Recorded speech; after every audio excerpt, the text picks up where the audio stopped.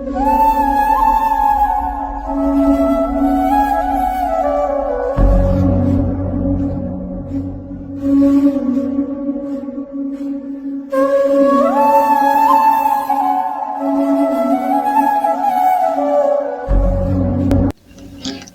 আলাইকুম ওয়া রাহমাতুল্লাহি ওয়া বারাকাতুহু।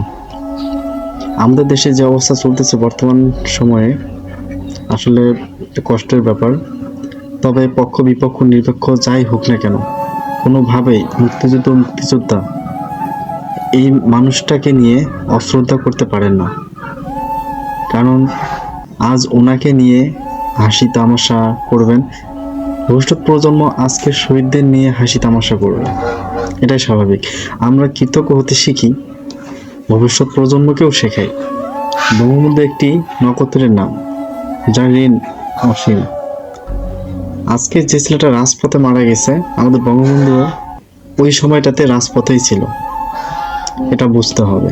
উনিও দেশের জন্য জীবন দিয়েছে, আত্মত্যাগ করেছে, আজকের ছেলেরাও তাই করেছে।